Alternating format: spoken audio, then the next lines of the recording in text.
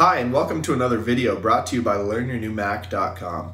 My name is Ryan, and today we'll be talking about iPhoto 11. When you open iPhoto for the first time, you'll be greeted with a series of questions. First of which will be, do you want to use iPhoto when you connect your digital camera?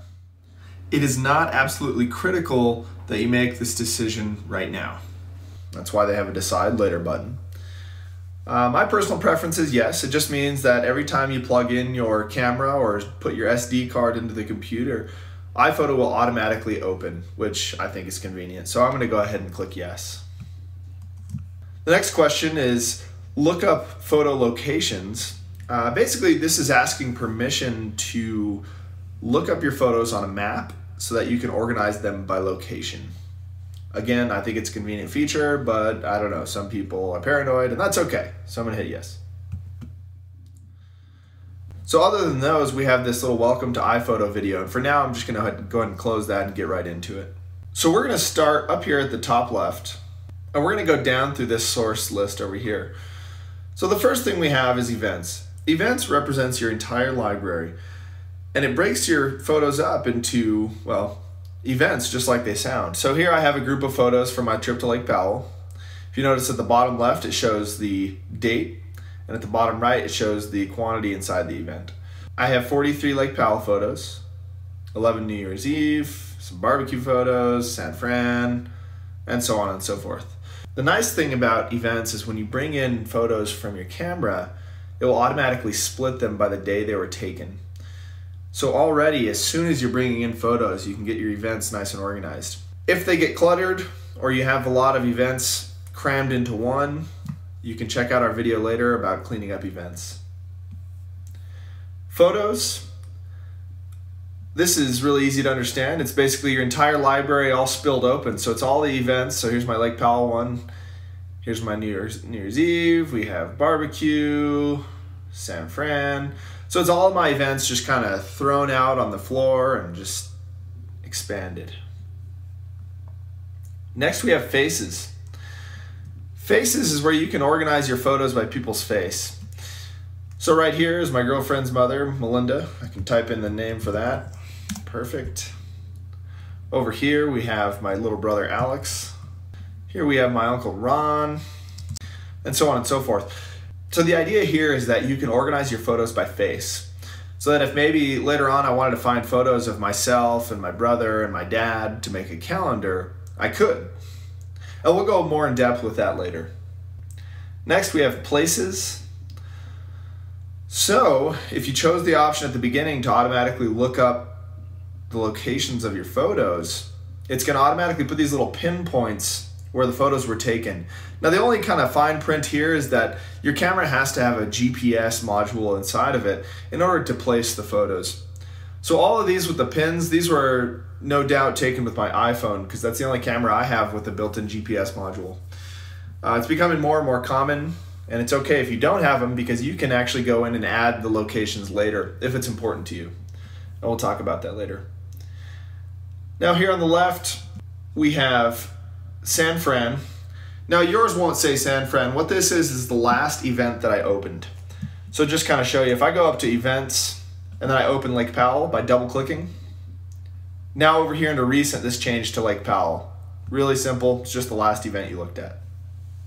Last import. Now this is the last set of photos that you brought in. So I brought in these New Year's Eve and visiting George photos. Last 12 months. These are just photos taken in the last year. So I got a lot of them. We have the photo stream. Photo stream is a feature of iCloud. So over here on the right, if you notice, iPhoto stream uploads and stores the last 30 days of your photos and pushes them to all of your devices. Photo stream is just a great way to move photos into your iPhoto library from an iPhone or an iPad or even an iPod Touch. We'll go more in depth on this when we talk about iCloud. Flagged. Notice I don't have anything in flagged. Flagged is an optional area. One might use it for marking photos to use later. So let's say I was going through my Red River photos and I was going to make a book to send to the rest of my family. what I might do is go through flagging, and at the top left of the photos you have a little flag. I might go through flagging the best ones, and if those are the ones I'm going to use later. Let's just say those. Okay, now that I flagged a few, if you go back on the left, I can go to the flagged section, and sure enough, here's all those photos. So all it does is set them aside to do something with them later. Here we have the trash. So these are photos that were deleted. The trash is really great because when you delete a photo, let's say I go back to my photo library and I click on a photo and delete it, it's really easy to delete a photo. You can just hit the delete key. And so it has two kind of fail-safe measures. First, it says, are you sure? And if you're absolutely sure, you can hit delete, okay? And then what's really great is that, let's say a month from now, I'm looking for that particular photo and I'm freaking out. What I can do is I can go over to the trash and see if it's in there. Sure enough, it is.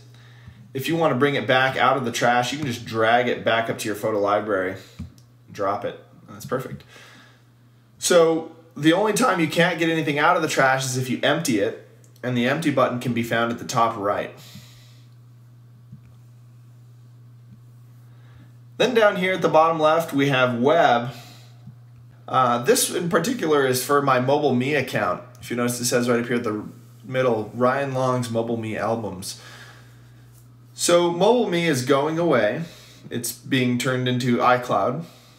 But the other things that web would be useful for is if you have a Facebook account or a Flickr account, and you can upload photos directly from iPhoto into Flickr or Facebook. Down here at the bottom left, we have a search option. So this is pretty great. You can find photos basically by their title, by face, by place, description, all sorts of options. And you just click it and type in, what you're looking for. Here we have a zoom feature. So this is great. If I go up to my photos, if I want to see the photos a little bit larger, I just drag this little zoom slider to the right and they all zoom in, or I drag it to the left and they all get teeny tiny. So if I'm scrolling through many of them at a time, I'd probably make them real small like this so I could get through them a lot quicker. Next, at the bottom, we have this slideshow option. This is really nifty. If you just wanted to present some photos to somebody, you could go to an event, let's say the wedding. Here, I could double click on it. And then I could just hit the slideshow button. So what you do is you go ahead and you choose a theme for the slideshow. I like the mobile. I think that's pretty awesome. You can choose if you want music during the slideshow. I'm going to say no for now.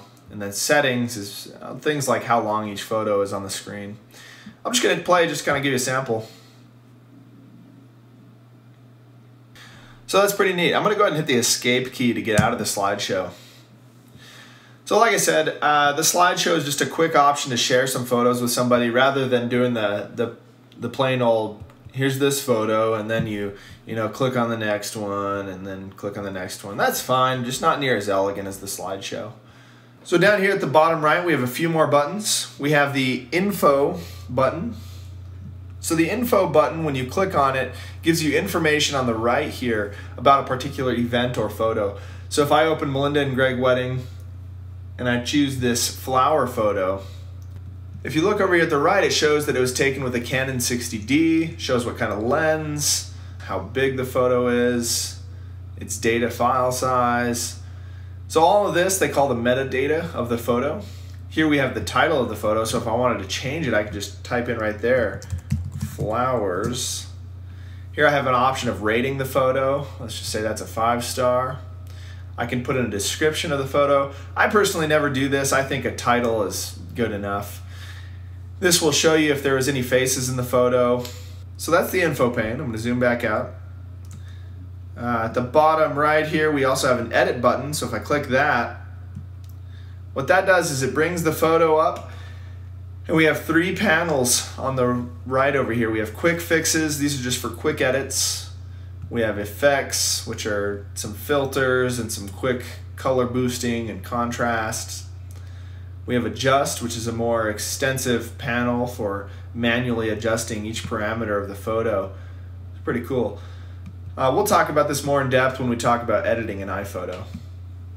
At the bottom right, we have a create button.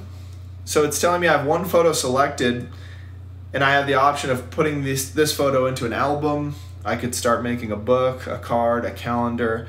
Now these 3 items, they're intended to be ordered through iPhoto and through Apple, and they basically send you the product. They come out great. It's a really awesome option. It's not your only option. You can still build them, with third-party services.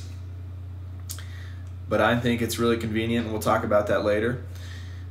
And you also have the option of making a more permanent slideshow, which can be then burned to a DVD or uploaded to YouTube, or even emailed if it's small enough.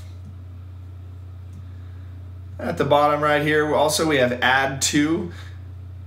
And this kind of goes along with Create. Once you've created it, you could choose to add this photo to the album, slideshow, book, card, or calendar. And finally, the last button we have in the edge of the interface here is Share. So we could opt to order prints, and again, that's where you order it directly through Apple and they mail them to you. I believe Kodak prints them. We have the MobileMe gallery, which again is going away. Flickr, Facebook, you can email the photo right from within iPhoto, or we can send it to the iCloud photo stream. That about does it for the iPhoto overview. There's still a lot more we can talk about under these menus. A lot of which is very straightforward and intuitive, but we can go more in depth as we need them. Thanks for watching the iPhoto overview brought to you by LearnYourNewMac.com. Go ahead and check out our other videos. I hope you learned something from them. Have a great rest of your day.